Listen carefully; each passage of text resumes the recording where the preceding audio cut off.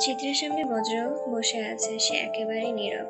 চিত্রাও চুপচাপ, কিছু বলছে না। ইদানিং চিত্রার রক্তচাপ ঠিকঠাক থাকছে না, এই নিয়ে ফারাজ অনেক চিন্তিত। তাই আবারও বজ্রকে ডাকা হয়েছে তার প্রেশার মাপতে। বজ্র রুমে আসার পরই কাচের বাটিতে রাখা স্ট্রবেরিগুলোর দিকে তার নজর যায়। সে তৎক্ষণাৎ জিজ্ঞাসা করে, এমা, এসব কি? ফারাজ সঙ্গে সঙ্গে জবাব দেয়, তোমার নাকের ঘি, খাবানি?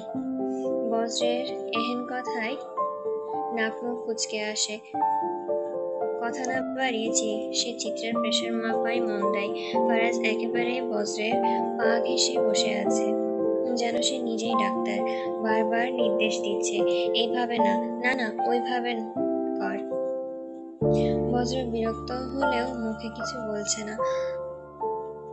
আরে বজ্রপাত, এতক্ষণ লাগে প্রেশার মাপতে?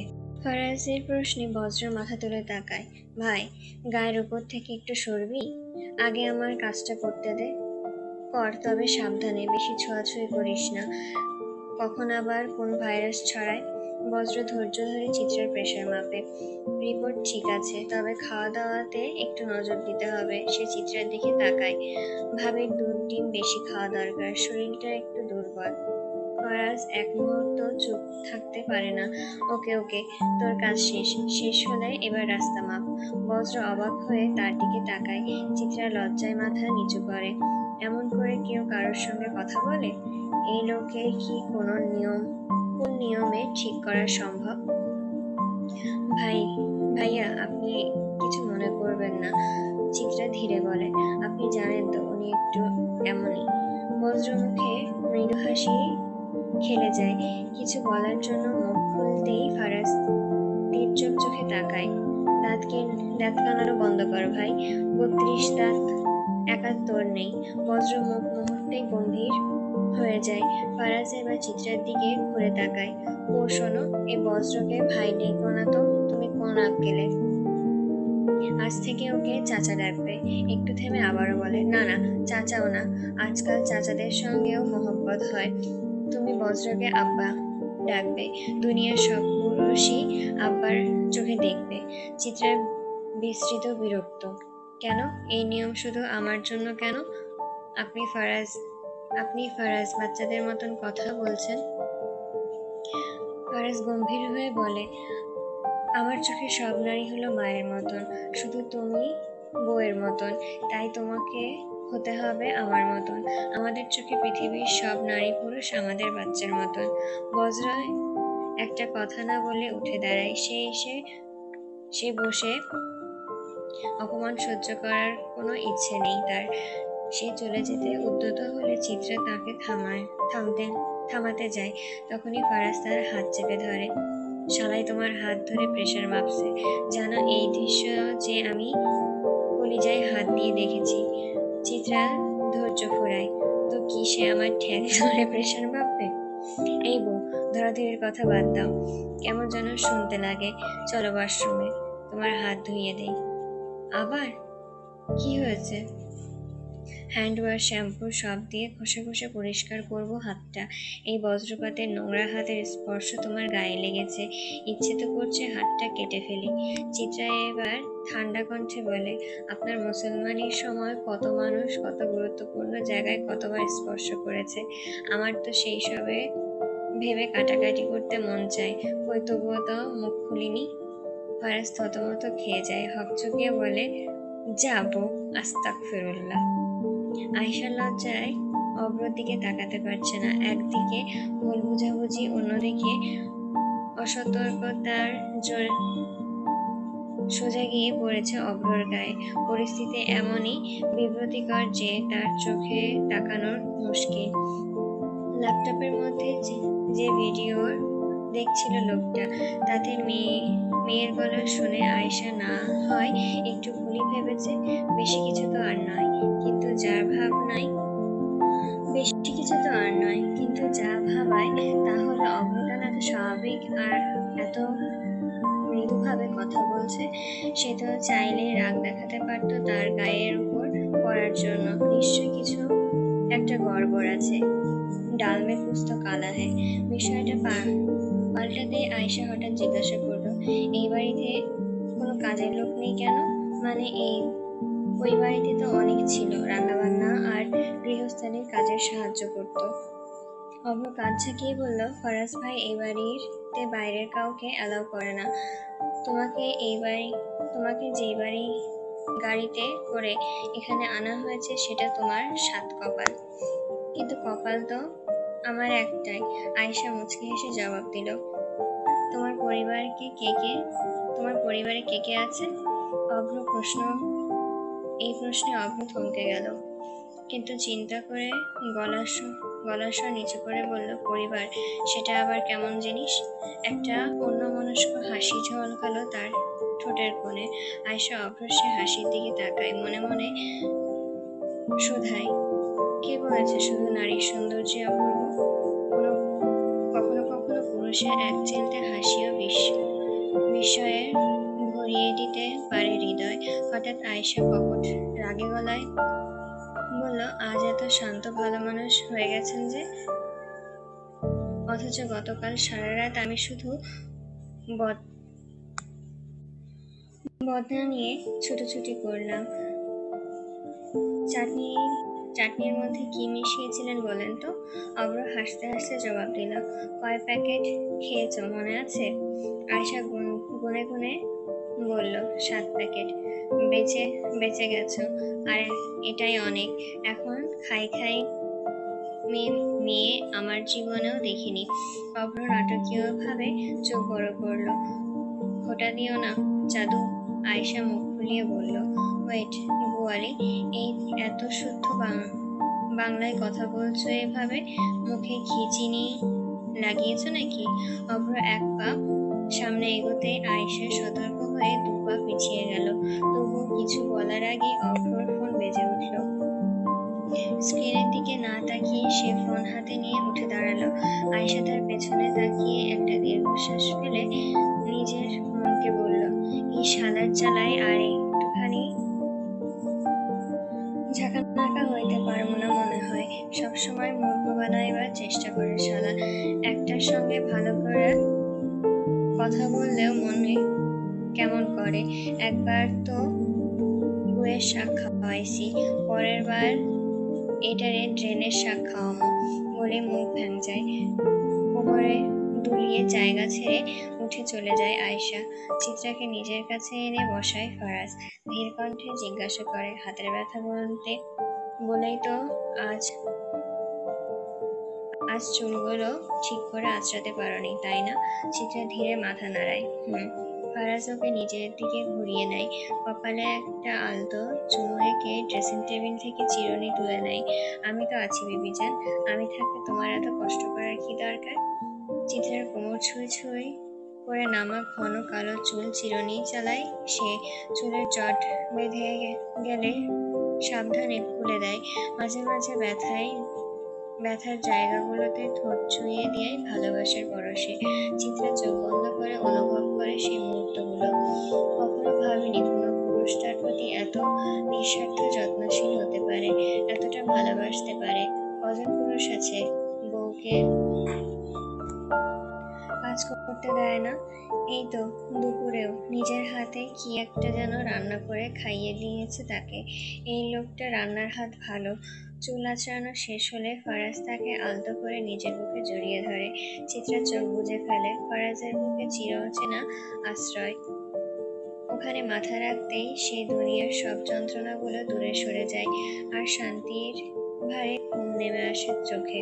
বিবিজান, ফরাজ নিচু স্বরে ডাকে। চিত্রা জবাব দেয় তার ঘুম জড়ানো কণ্ঠে, বাইরে যাব। কোনো কাজ আছে? চিত্রা ধীরে জানতে চায়। হ্যাঁ আছে। চিত্রার মুখটা একটু বিষণ্ণ হয়ে আসে। সেই মুখ দেখে ফরাজ মুচকি হাসে। তোমাকেও নিয়ে যাব সঙ্গে করে, তৈরি হও, আমরা ঘুরতে যাচ্ছি। চিত্রা ফরাজের দিকে অবিশ্বাস্য ভরা চোখে তাকায়। খুশিতে মুখটা জ্বলজ্বল করে ওঠে। সত্যি? সে শিশু সুলভ মতো চোখকে জিজ্ঞাসা করে, না মিথ্যে? চিত্রার মুখটা মুহূর্তে শুকিয়ে যায়। অভিমানী চোখে তাকায় ফারাজ তার চিবুক ছুঁয়ে আলতো স্বরে বলে, আরে আবুলের নাতি, 3 সত্যি। ভোরের আলো ফোটার কিছু আগেই বাড়ি ফিরেছে রজন আর জোহান। সারা রাত দুই ভাই কোথায় ছিল কেউ জানে না। সেই যে বেরিয়েছিল আর ফেরেনি। রজন ফিরেই ঠান্ডা পানিতে গোসল করে নেয়, তারপর কিছু না খেয়ে বিছানায় শুয়ে পড়ে। যেন ঘুম নয়, ঘুমের ছদ্মবেশে লুকিয়ে আছে কোনো গাঢ় ক্লান্তি। রজনের আগেও 3টে স্ত্রী ছিল, কেউই স্থায়ী হয়নি। 3জনই নাকি মারা গেছে। কথাটা বাইরে যত সহজে বলা হয়, নদীর কাছে তা অস্বাভাবিক লাগে।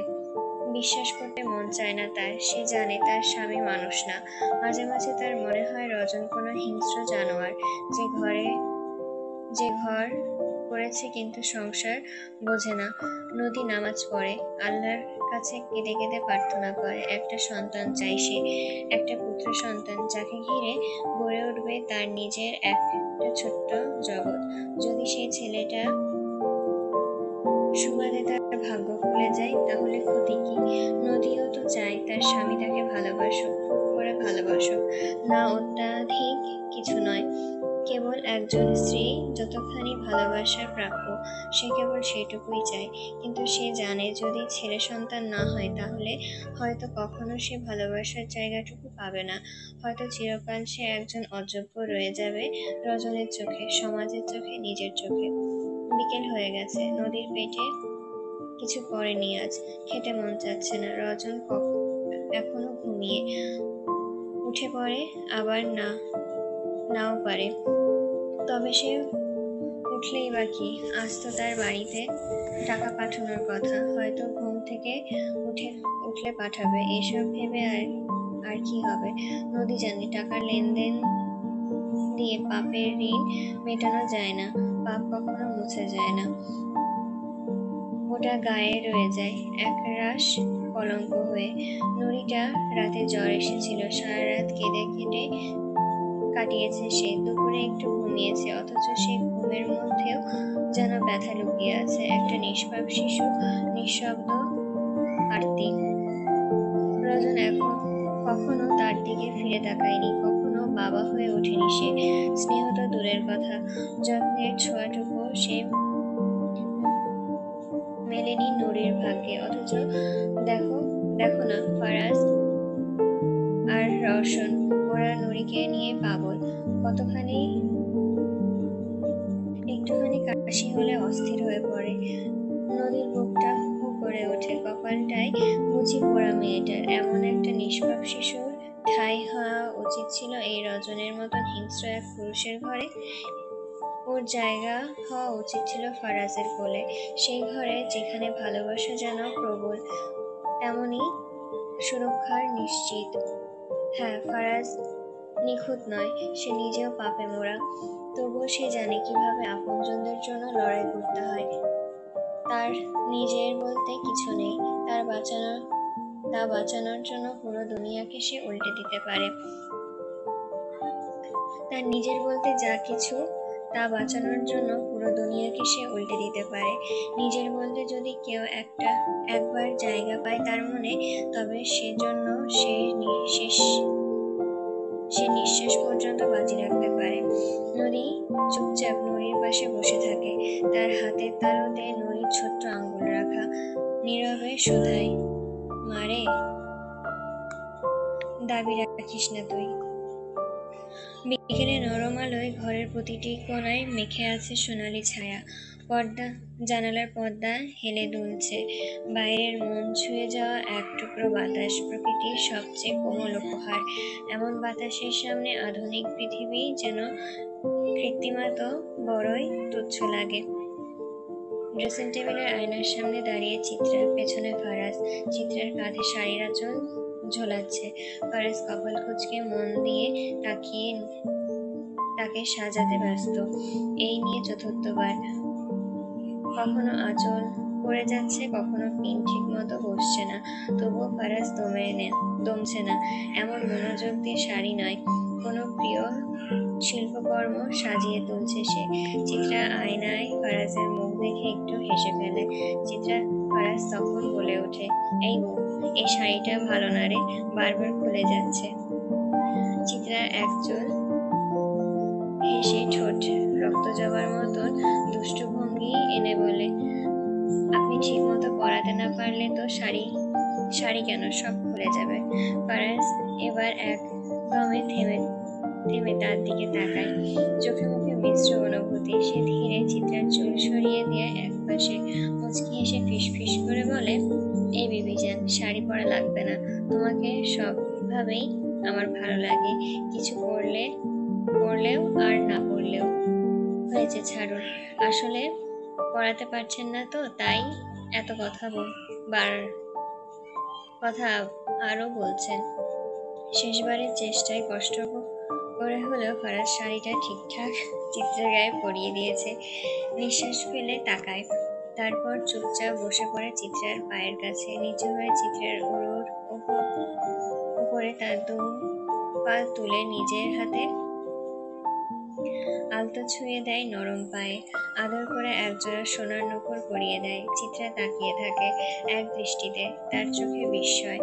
এই মানুষটা যাকে সে ঘৃণা করত, যে ছিল একরোখা, সেও আজ কত কোমল।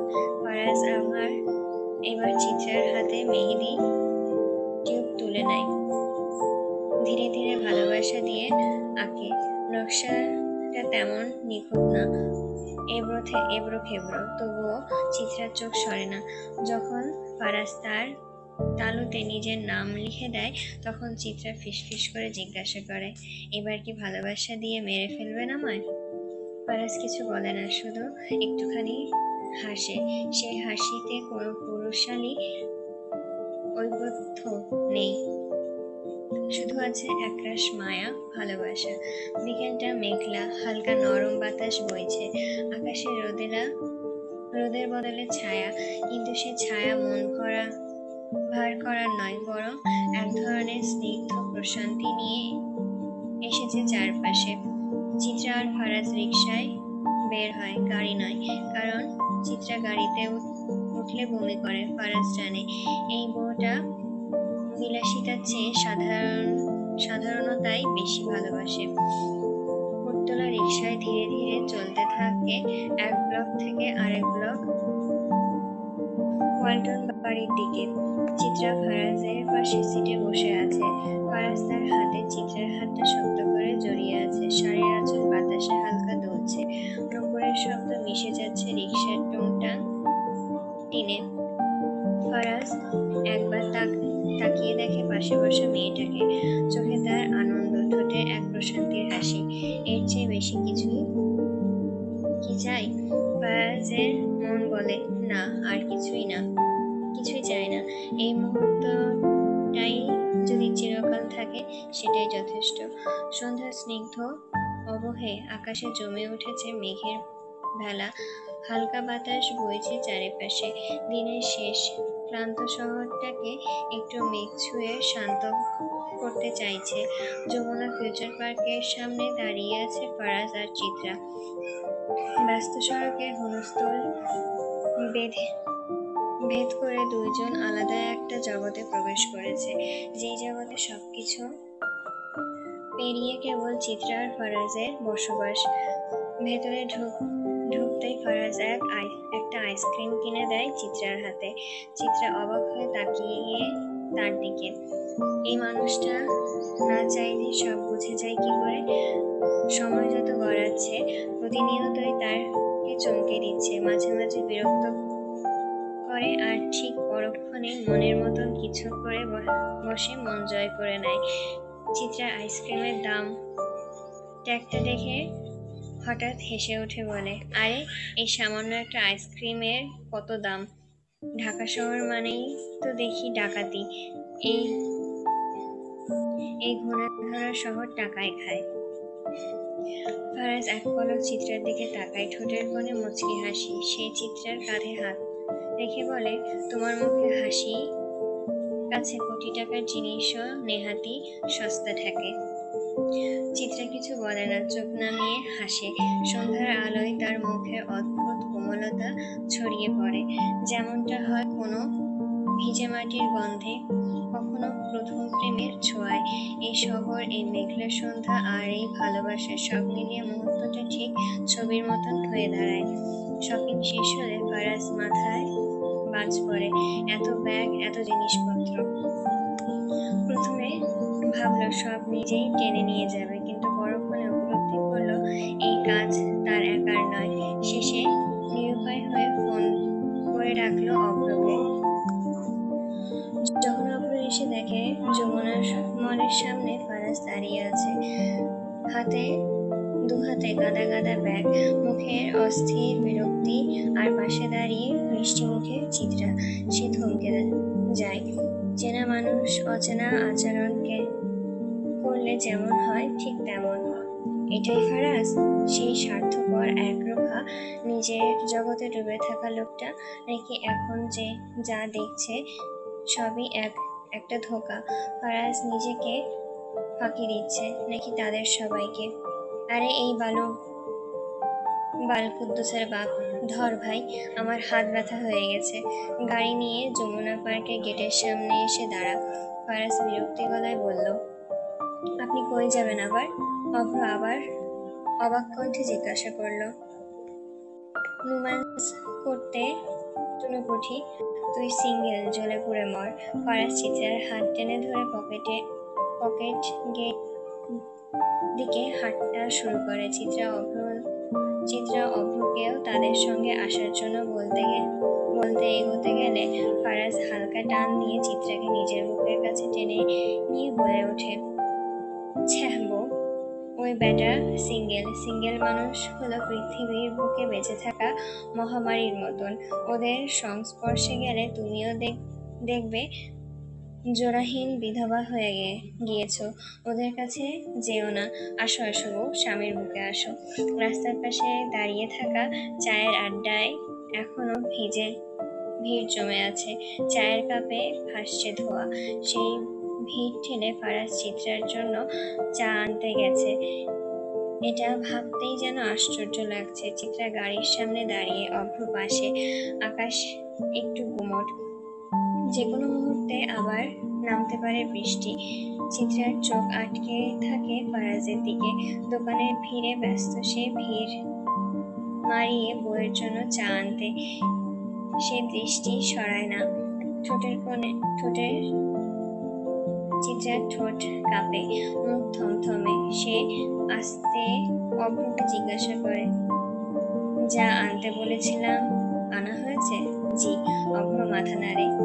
সব তৈরি তো? হ্যাঁ। এক মুহূর্ত থেমে চিত্রা আবার বলে, আর ছুরিটা? আকাশে ঢেকে আছে ধোঁয়াটে শিশির মতন ভারী মেঘের আঁচলে। ঝড় আসার আগেই শহরটাকে ঢেকে দিচ্ছে এক অচেনা চাদরে। বাতাস হালকা ঠান্ডা। রাস্তার গাড়ির হর্ন আর মানুষের পায়ের শব্দ মিশে অস্থির কোলাহল তৈরি করেছে। এই শহর বিশ্রাম চেনে না। মানুষের ঢল, ট্রাফিকের জট, হেডলাইটের ঝলক, সবকিছুই জীবন্ত একটা অজগর হয়ে কিনবিন করে এগিয়ে চলে। ব্যস্ত মানুষের কিনবিন করতে থাকা শহরে চায়ের আড্ডার সামনে ভিড়ের মাঝে দাঁড়িয়ে আছে ফারাজ। তার চোখ তার বাইরের কোলাহল চেনে না, কিংবা সে চায় না চিনতে। হঠাৎ এক অচেনা মেয়ে এসে দাঁড়ায় ফারাজের পাশে।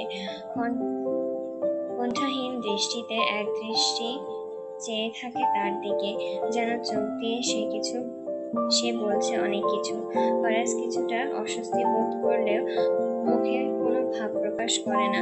ভান করে যেন সে কিছুই দেখছে না। কিন্তু হঠাৎ মেয়েটি বলে ওঠে, আপনাকে কষ্ট করতে হবে না, আপনি আমার চাটা নিয়ে যান।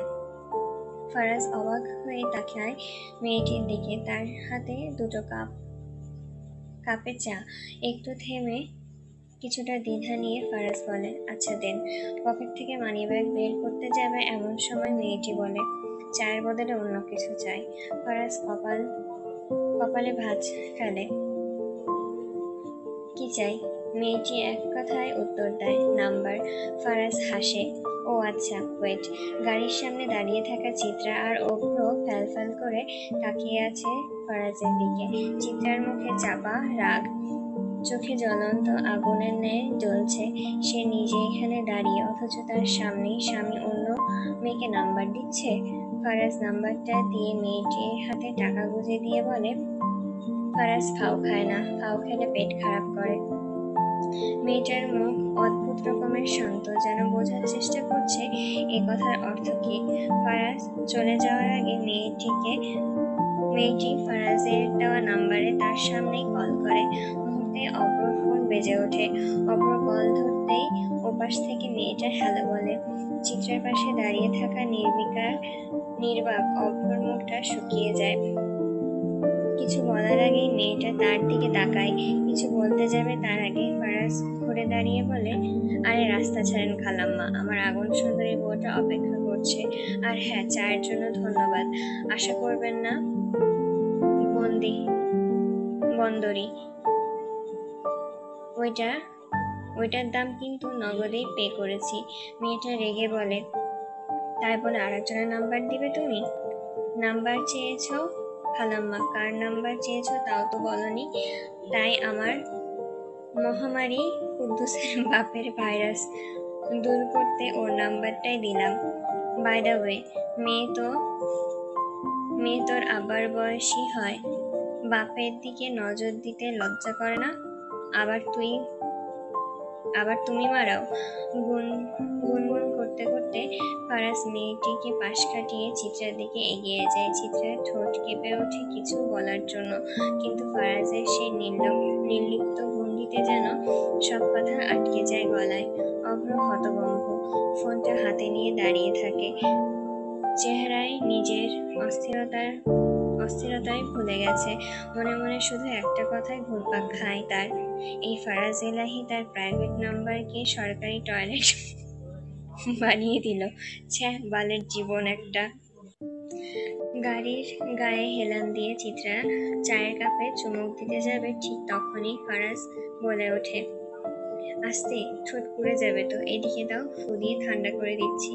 চিত্রা হেসে বলে, আমি নিজেই ফু দিতে পারি, আপনি যদি ফু দিতে গিয়ে জাদু করে ফেলেন। ফারাজ হাসে, চোখে একরকম দম্ভ ভাব। জাদু করতে আমার ফুয়ের দরকার হয় না, আর মেয়ে পটানোর জন্য শার্টের বোতামও খুলতে হয় না। ফারাজ এলাহি নাম শুনলেই মেয়েরা প্রেমের সমুদ্রে ডুব মারে। চিত্রা কোনো জবাব দেয় না, কারণ ফারাজ ভুল কিছু বলেনি। একটু আগের ঘটে যাওয়া ঘটনা সে ভোলেনি। ফারাজ ধীরে ধীরে চায়ের কাপে ঠোঁট ছোঁয়। চিত্রা শহরের ব্যস্ততায় মুগ্ধ চোখে দেখে। মনে মনে বলে, এই শহর হাসে না, কাঁদেও না, শুধু দেখে কে কাকে হারায়, কে কাকে ঠকায়। কি অদ্ভুত! তার চেয়ে আমাদের কিশোরগঞ্জ কত শান্ত। চায়ের কাপটা ডাস্টবিনে ফেলতে যাবে, ঠিক সেই মুহূর্তেই একটা বাচ্চা মেয়ে সামনে এসে দাঁড়ায়। মলিন মুখে মায়া ভরা চোখে হাত বাড়িয়ে বলে, আপা, দুদিন ধইরা পেটে কিছু যায় না, কয়টা টাকা দেন। চিত্রার বুক কেঁপে ওঠে। মেয়েটার এক চোখ অন্ধ, তবুও সে চোখে এক অপর কৌতূহল। এই দুনিয়াকে বুঝে নেওয়া, ভালো কিছু পাওয়ার আশায় জ্বলিতে থাকা শিখা। চিত্রার কাছে টাকা নেই, সে ফারাজের দিকে তাকায়। ফারাজ কোনো প্রশ্ন না করে মানিব্যাগ খুলে 5,000 টাকা মেয়েটির হাতে দিয়ে বলে, কিছু খেয়ে নিও, ঠিক আছে? মেয়েটা থমকে যায়। এত টাকা! এই জীবনে কখনো ছুঁয়ে দেখেনি এতটা। চোখ থেকে পানি ঝরে পড়ে তার। কণ্ঠে কোনো শব্দ নেই, তবুও যেন পৃথিবীর সব ধন্যবাদ লুকিয়ে আছে তার দৃষ্টিতে। সে মনে মনে শোধায়, এই টাকা মায়ের হাতে দিমু, বলবো মাংস আনতে, পোলাও রানতে। শুনছি বড়লোকরা ওইসব খায়, মজার খাওন। চিত্রা ধীরে হাত রাখে মেয়েটির মাথায়, যেন দুনিয়ার সব আশীর্বাদ ছুঁয়ে যায় তার কপালে। ফারাজ ফারাজ এক দৃষ্টিতে তাকিয়ে থাকে চিত্রার দিকে। এই মেয়েটার এত মায়া, পথের শিশুর জন্য এত দরদ। নিজের সন্তান হলে সে কেমন করে ভালোবাসবে, এই প্রশ্ন কেমন যেন গেঁথে বসে তার হৃদয়ে। ফারাজ ধীরে পেছন ঘুরে অভ্রর কাছে গিয়ে ফিসফিস করে জিজ্ঞাসা করে, আমাদের চোখগুলো ঠিক ছিল তো? অভ্র মাথা অভ্র মাথা হেঁট করে বলে, হ্যাঁ ভালো ছিল। তাহলে একটা একটা চোখ এই মেয়ের জন্য ব্যবস্থা কর। আর এই মেয়ে এবং তার পরিবারের দায়িত্ব আজ থেকে আমি নিলাম। তুই তারও বন্দোবস্ত কর। অভ্র নিঃশব্দে মাথা নাড়ে। ফারাজ আর কিছু না বলে ফিরে যায় চিত্রার কাছে। পাশে গিয়ে দাঁড়াতেই আকাশ যেন তার আবেগ ধরে রাখতে না পেরে ঝরে পড়ে। মুষলধারে বৃষ্টি নামে, চারপাশে ছুটোছুটি শুরু হয়ে যায়। কেউ খুঁজছে ছাউনি, কেউ ছুটছে বাড়ির দিকে। কিন্তু ফারাজের প্রয়োজন একটাই, তা হচ্ছে চিত্রা। চিত্রা হয়তো তাই। ফারাজ বৃষ্টির ফোঁটা ভিজিয়ে দিচ্ছে তাদের শরীর, কিন্তু তারা দাঁড়িয়ে থাকে স্থির। ফারাজের সাদা শার্ট ভিজে গায়ের সঙ্গে লেপ্টে গেছে। চিত্রার চুল থেকে টপ টপ করে পানি পড়ছে, তবুও কোনো অস্থির নেই। বরং সে বৃষ্টির জলে ধীরে ধীরে চিত্রার শরীর ছুঁয়ে ভেতর অব্দি কোনো অজানা অনুভূতিকে জাগিয়ে তুলছে। ফারাজের চোখে নেশা, অন্তরে কামুকতা। অভ্র ছাতা হাতে নিয়ে এক পা এগিয়ে এসে থেমে যায়। এমন সময় বিরক্ত করলে অভিশাপ লাগবে। পরে যদি সেই অভিশাপের কারণে বিয়ে না হয়, বাপরে, মহামারী হয়ে বেঁচে আছি সেটাই তো কষ্টকর, আবার মৃত্যু। বৃষ্টির মাঝে ফারাজ চিত্রার হাত ধরে। চিত্রার কণ্ঠ দৃঢ়তা, চলুন বাড়ি ফিরে যাই। ফারাজ চট করে প্রশ্ন করে, ফিরে গেলে কি পাবো? আপনার মন যা চায় সেটাই। সত্যি বলছো? মনকে প্রশ্ন করুন, সত্যি মিথ্যা হিসাব ওর চেয়ে ভালো কেউ জানে না। চিত্রা চুপ করে যায়। বৃষ্টি ভেজা চুল, কাঁপতে থাকা আঙ্গুল। ফারাজ সেই হাতটায় আরেকটু শক্ত করে ধরে নিজের দিকে টেনে আনে। চারপাশে দৃষ্টি যেন থেমে থাকে ঠিক সেই মুহূর্তে। শহরের ব্যস্ততা, যানজট, হর্ন সব থেমে গেছে কেবল এই দুইজনের চারপাশে। চিত্রা শ্বাস টেনে বলে, এখানে নয়, গাড়িতে চলুন। ফারাজ চোখ ছোট করে হেসে বলে, গাড়িতে? সত্যি তো? চিত্রা চোখ ঘুরিয়ে বলে, নাউজুবিল্লাহ, আপনার মাথাটা একেবারে মাসুদ মার্কা। কেমন করে এমন ব্রেন নিয়ে মানুষের মাঝে চলাফেরা করেন বলুন তো? ফারাজ ভেজা চুলে হাত বুলিয়ে হেসে ওঠে, চলাফেরা করি না তো, প্রাইভেট জেটে উড়ে যাই। চিত্রা মুখ ফুটিয়ে কিছু বলার আগে ফারাজ চিত্রার হাত ধরে ফুটপাতের ওপর হাঁটা শুরু করে। তাদের গন্তব্য কোথায় তারা জানে না, শুধু জানে একসঙ্গে ভিজতে হবে। সারাটা জীবন এভাবে একসঙ্গে হাত ধরে হাঁটতে হবে। ফারাজ চিত্রার পানে চেয়ে গান ধরে গলা উঁচিয়ে। আকাশে মেঘের বৃষ্টি হয়ে স্বপ্নগুলো দেয় ভিজিয়ে। তুমিও কি আমার সাথে ভিজবে পথে হাত জড়িয়ে? এলিয়েন ম্যানশনে গাড়ি ঢুকতেই বৃষ্টি ভেজা চিত্রা নিজের দরজা খুলে নামলো। গাড়ির শব্দ শুনে আয়েশা তাড়াহুড়া করে বাইরে বেরিয়ে এলো। ভেজা চিত্রাকে দেখে প্রথমে একটু থমকে গেলেও পরক্ষণে মুখটা লাল করে হালকা লজ্জায় পড়ে গেল। তার এমন অপ্রত্যাশিত প্রতিক্রিয়ার পেছন থেকে অভ্র হেসে ফিসফিস করে বলল, বুয়ালি, কালাবাইন ঠিক কর। তারপর চিত্রার দিকে তাকিয়ে গম্ভীর গলায় যোগ করলো, ভাবি, আপনি ততক্ষণে কাজগুলো শেষ করে ফেলুন। চিত্রা মাথা নেড়ে চুপচাপ ভেতরে চলে গেল। চিত্রা চলে যেতে আয়েশা এগিয়ে এসে ভ্রু কুঁচকে অভ্রর দিকে তাকিয়ে বলল, তোর মাইন্ড কালা, তোর মন কালা, আর শালা তোর পেছনও কালা। খুলে দেখিয়েছিলাম নাকি? দেখ, ওইসব দেখা লাগে না, এমনিতেই আন্দাজ করে ফেলি। খুব অভিজ্ঞতা আছে দেখছি। অভিজ্ঞ আপা। তো বেটা মানুষের পিছন কালা আন্দাজের উপকারিতা কি? মানে এসব করে কামটা কি? রাখতে আসিস না। চেয়ে দেখ গোয়ালি কে কার সীমানায় এসেছে। আর থাম বোন, ঝগড়া মোড়ে নাই। অভ্র বিরক্তি মুখে জবাব দেয়, কি হয়েছে? বক্কর আলী আয়শা ঠোঁট বাঁকায়। অভ্র রাগে মুখে ফুলিয়ে বলে, আজাইরা পাগল দাদির মেন্টাল নাতনি। আয়শা এবার আর কথা না বাড়িয়ে ভেতরে যাওয়ার জন্য পা বাড়ায়। ঠিক তখনই সেই সময় আকাশ ফেটে এক বিকট শব্দ, বিজলি চমকালো। আতঙ্কে আয়েশা পেছন ফিরে অভ্রর দিকে দৌড় দেয়। ততক্ষণে অভ্র সামনে থেকে সরে যায়।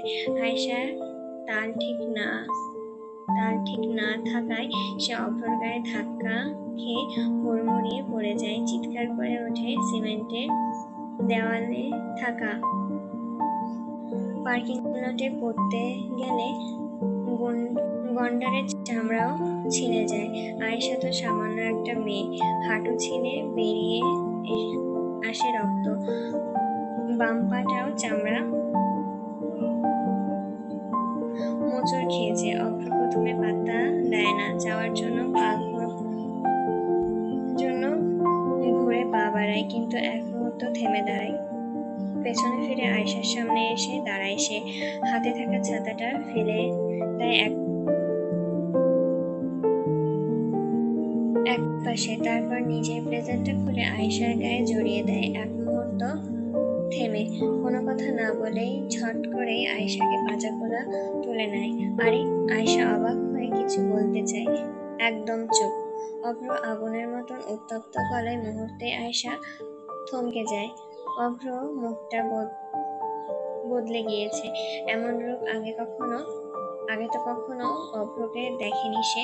আয়েশা মনে মনে নিজেকে প্রশ্ন করে, আচ্ছা অভ্র তাকে এখন কোথায় নিয়ে যাবে? আশিকি মুভির মতন রুমে নিয়ে গিয়ে ছিনিমিনি খেলবে না তো? হাই আল্লাহ, গিভ মি সাম হেল্প। ঘড়ির কাঁটায় তখন 11টার দোরগোড়ায়। ফারাজ সবেমাত্র বাড়িতে ঢুকেছে। দরজার চৌকাঠ পেরোতেই একটু থেমে দাঁড়ায়। বাড়িতে ঘোর অন্ধকার। কারেন্ট নেই। আইপিএসটা সেটাও বা বন্ধ কেন? বাড়ি নিস্তব্ধ নিঃসঙ্গ। ফারাজ একাই ফিরেছে। বজ্র এখনো বাইরে, ফিরতে একটু দেরি হবে। মনটা খচখচ করে উঠল ফারাজের। আজ রাতে চিত্রার সঙ্গে তার একটু নিরালয় ব্যতিক্রমভাবে কাটানোর পরিকল্পনা ছিল, কিন্তু বউটাকে মাঝপথে একা রেখে বেরোতে হলো। যদি না আমাদের ছেলে এত ঝামেলা পাকাতো। শালা, যার বাপকে ফারাজ নিজের হাতে ডোনেশন দিয়েছে, তার ছেলে এত তেল মারায় না। শালার মাথার চর্বি জমেছিল, এখন সেসব চর্বি গুলিয়ে শালাকে ফারাজ পানি খাইয়েছে। আসলে ব্যাটা জানে না বাপেরও যে বাপ আছে। ফারাজ মনে মনে গজগজ করে, ব্যাটা তেল নিংড়ে ফেলার ক্রিম বানিয়ে নিজের গায়ে মেখে ছেড়ে দেব। ফারাজ একটা দীর্ঘ নিঃশ্বাস ছেড়ে ধীর পায়ে হলরুমে আসে। অন্ধকার ঘরটাও আজ অভিমানী হয়ে আছে। ধ্যাত, নিজেকে ধমক দেয় ফারাজ। আজকে রাতটাও এমন হওয়ার কথা ছিল না। পরিকল্পনা ছিল চিত্রাকে আধার রাতে জঙ্গল দেখাবে, রাতের জ্যোৎস্না দেখাবে, তার চোখে চোখ রেখে কিছু না বলার কথা বলবে। অথচ এখন কিছু করার আগেই খুন করে হাত রক্ত করে এসেছে সে। আচ্ছা, চিত্রা কি কলিজা ভুনা করতে পারে? সে কি কখনো জানবে তার স্বামী খুন করে কলিজা ভুনা খেতে ইচ্ছা করে? ফারাজ থেমে যায়। অন্ধকারের চারপাশে একবার নজর বুলিয়ে নেয়। নিস্তব্ধতার এত ভারী যে মনে হচ্ছে বাড়িটার ভেতরে শ্বাস নেওয়ার জন্য অনুমতিই প্রয়োজন। কিছু একটা গোলমেল তো হয়েছেই। নিঃসন্দেহে। অভ্র কোথায়? হঠাৎ প্রশ্নটা মাথায় আসে। পকেট থেকে ফোন বের করে ফ্ল্যাশলাইট জ্বালায়। অভ্রকে কল দেয়। লাইন যাচ্ছে কিন্তু কল ধরছে না। আর এক মুহূর্ত দেরি না করে ফারাজ সিঁড়ি বেয়ে উপরে উঠে যায় দোতলায়। দোতলা থেকে রবীন্দ্রসঙ্গীতের শব্দ পাচ্ছে ফারাজ, কিন্তু আদৌ কি এটা রবীন্দ্রসঙ্গীত? বাইরে এখনো ঝরছে বৃষ্টি, জানালার কাছে অশরীরীর মতন আছড়ে পড়ছে ফোঁটায় ফোঁটায় জল। ফারাজ কিছুই স্পষ্ট শুনতে পাচ্ছে না। ঠিক তখনই চিত্রার মুখ মনে পড়ে যায়। চিত্রা তো অন্ধকারে ভয় পায়, তাহলে এখন কোথায় সে? হঠাৎ উদ্বিগ্নে তাড়িত হয়ে রুমে ঢুকে সে।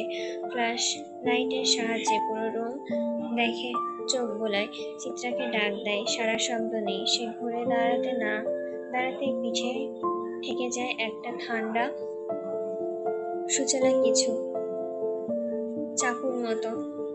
সেই সূক্ষ্ম চাকুর শন পিঠে বেয়ে ধীরে ধীরে নেমে আসে কোমরের দিকে। ফারাজের সঙ্গে খেলা। ফারাজের হাসি আসে, চোখের পলকে সে পেছনের হাতটা চেপে ধরে ফেলে। নিখুঁত কৌশলে চাকুটা কেড়ে নেয় ফারাজ নিজের আয়ত্তে। তারপর ক্ষিপ্ততায় সে অজ্ঞাতকে ঘুরিয়ে নিয়ে গলায় ঠেকিয়ে দেয় চাকুর শান।